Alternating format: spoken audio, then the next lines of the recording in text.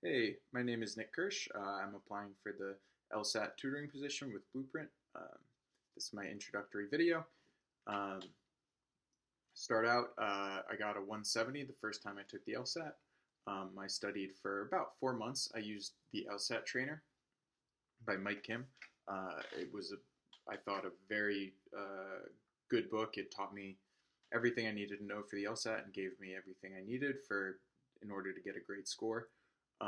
I studied about an hour and a half, 6 days a week for those 4 months, uh, just out of the trainer and then doing sections. Um, yeah, I did, and then so I got a 170 the first time. Then the second time I took it, about 2 months after the first one, I got a 172. That time around, I I had finished the LSAT trainer and I felt like I had most of the skills I needed for the LSAT. I just wanted to practice using them.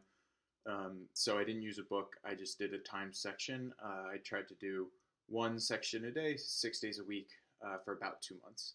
Um, and then in addition to doing the section, I would do thorough review of all the questions I missed. Um, and that's really the key. It's good to practice doing time sections, but where I made like strides and moved forward and actually got better at taking the LSAT was in the review, going over my mistakes, trying to figure out why I made whatever mistake I made, and then how the next time I could avoid doing the same thing. And that led to 172.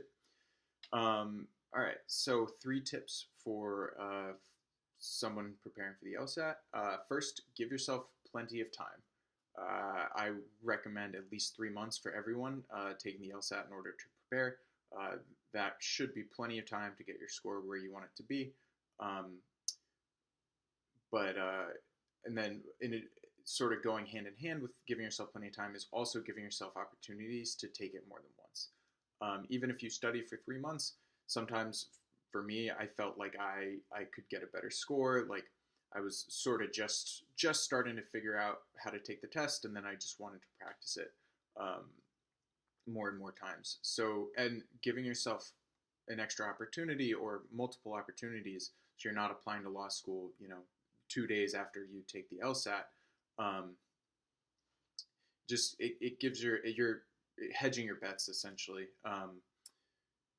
Even if you're completely prepared and the best test taker in the world, maybe you're sick that day, maybe you're having a rough day for whatever reason, and that it affects your score. It's always smart to give yourself as much time as possible to prepare, and also um, multiple opportunities to take the test. My second tip is study consistently. I know people who like studied for 40 hours a week for the LSAT, and didn't get that great of a score. They did all right, but not what they wanted considering 40 hours a week of studying. If you're doing that much, you're at some point you're just spinning your wheels. It's really hard to keep learning new stuff and keep making progress if you're doing that much. I think a much more effective approach is doing an hour or two a day, 6 days a week for an extended period of time. That's the best way to internalize the LSAT and internalize the process of approaching each problem. It's similar to like preparing for like a athletic competition. Runners don't just run a lot 2 or 3 times like day before or the week before a big race. They're doing consistently every day. They're not running for 8 hours a day. They're running for probably about 2 hours, 2 or 3 hours a day in preparation, but for an extended period of time. And I think the way you get better at the LSAT is a very similar process. And then my final tip would be to review your questions. It's key. I've seen a bunch of students who will do a ton of practice sections, and they're like, why? But don't see any improvement and wonder why they're not getting any better. Well, if you're just doing practice sections, you're not necessarily going to get any better. If you're not like reviewing your mistakes and trying to figure out, like I said before, why you're making the mistakes, and how you can stop yourself from making them the next time, you're not really going to get anywhere just doing time sections. Yeah, so I would say there's obviously a lot of tips I could give, but those would be my top three. And then last, if I could be any kind of drink, I would probably pick some sort of barrel aged sour wild yeast beer. I'm a craft beer nerd, if you couldn't tell. And that's the kind of drink that'll sit in a cellar for a while, so I think it'd be nice to be able to hang out. It's also, there's yeast living in it, so I think it'd be cool to be a drink that's developing over time and not staying static. And yeah, give a lot, hopefully have bring a lot of pleasure to someone when they finally decide to open it. So that would be my drink choice. All right, so let's get on to an LSAT question and just go over. So I picked the second question, and I will basically just go through how I approach the problem, and then discuss any interesting things that pop up along the way. So the second question, I'm going to read the prompt first. The reasoning in the argument is most vulnerable to criticism on the grounds that the argument. Okay, so this is a weakens question, sort of. I think of it as the LSAT bread and butter, really common question type. And anytime we have a weakens question, the reason I like to read the prompt first is so that when I get to the question stem, I know what to look for. And with a weakens question, I'm reading the stem, looking for the conclusion.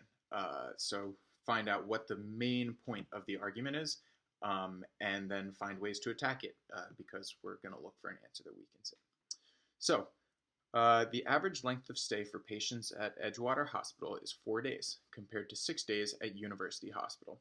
Since studies show that recovery rates at the two hospitals are similar for patients with similar illnesses, University Hospital could decrease its average length of stay without affecting quality of care. Okay, so the conclusion is pretty straightforward. University Hospital could decrease its average length of stay without affecting quality of care.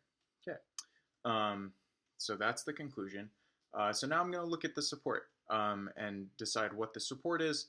And with these types of questions, I'm going to identify how the support ties in with the conclusion, but there's always going to be a hitch. There's always going to be something wrong. Sometimes I can see it right away, sometimes not. So let's take a look at the support and see how it leads into the conclusion of the argument. The average length of stay for patients at Edgewater Hospital is 4 days, compared to 6 days at University Hospital. Okay, so they're saying that at Edgewater, patients don't need to stay for as long. Since studies show that recovery rates at the two hospitals are similar for patients with similar illnesses, and then the conclusion. So that's the support. Recovery rates at the two hospitals are similar for patients with similar illnesses, but Edgewater has a shorter average length of stay than University, so University could decrease its average length of stay without affecting the quality of care. So I see right off the bat, so once we've taken a look at the support, look at the conclusion, we want to identify weaknesses in the argument. Sometimes you'll guess the answer right away, and that makes the problem pretty easy. Sometimes not, but I think it's useful every single time to try and identify a flaw, because it helps me wrap my mind around the problem, and it helps me see what's some of the things that are wrong with the argument. I think, yeah, it's useful even if you don't necessarily predict exactly what the answer is. And so for this problem, I see a whole lot wrong with the argument. If I had to boil it down, well, why? So, I mean, right away, what if Edgewater and University specialize in different things? So, University Hospital people go to when they're illnesses are more long term. So even if this somebody with the same illness went to Edgewater, um, the length of stay would be the same, but most of those types of patients go to university. Um, that's the what jumps out to me the most, is that the argument takes for granted that the patients at Edgewater and the patients at university go in for similar illnesses, because again, if they don't, then it if yeah, if they don't go in for the same thing, um, it would make sense that university hospital would have longer stays because they're potentially treating illnesses that take much longer to recover. So let's go on to the answer choices. So when I look at the answer choices, I'm looking for a reason to eliminate it. If I can't find one, I'm gonna leave it and then revisit it once I come back. But for logical reasoning, every single time you should go through every single answer choice. It doesn't matter if answer choice A, if you know right off the bat answer choice A is 100% correct, you should still go through B, C, D, E, because you could have missed something. Just double check. It shouldn't take you very long, but you should go through them. So, answer choice A equates the quality of care at a hospital with patients' average length of stay. That seems like it's touching on sort of what I talked about. Because if we look at how it relates to the conclusion, university hospital could decrease its average length of stay without affecting quality of care.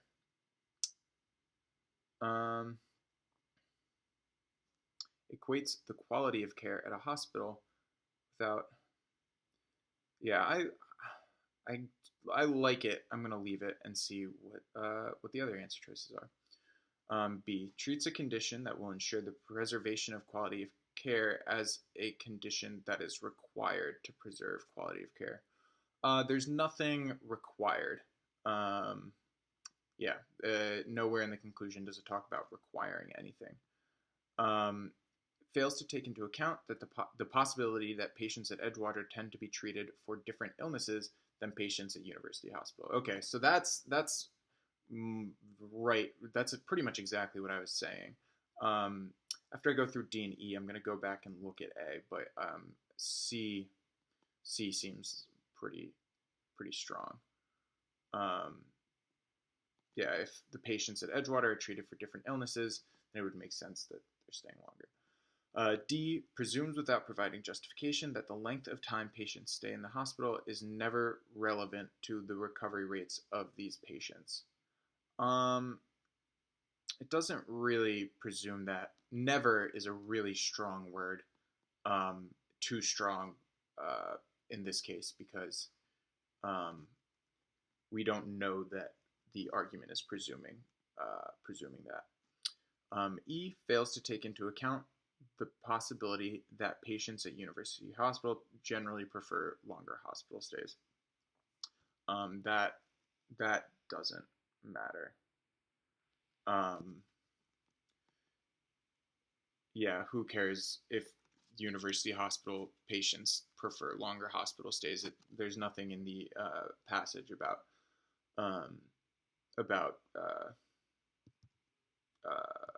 what the patient prefers, and we don't know that would affect anything.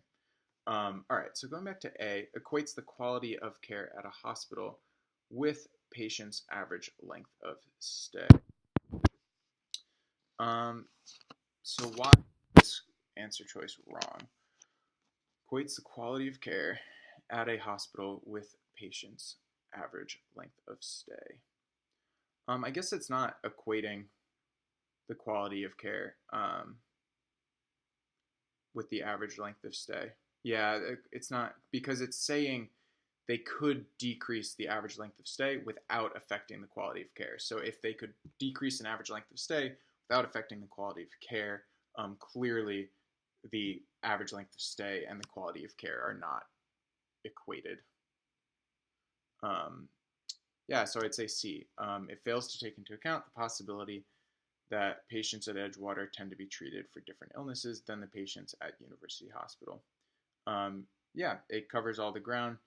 That it's pretty much what I predicted.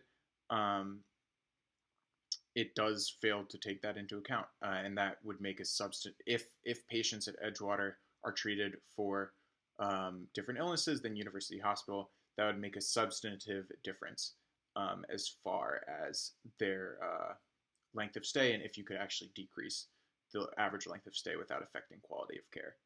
Um, yeah, so that's all. Thanks for watching.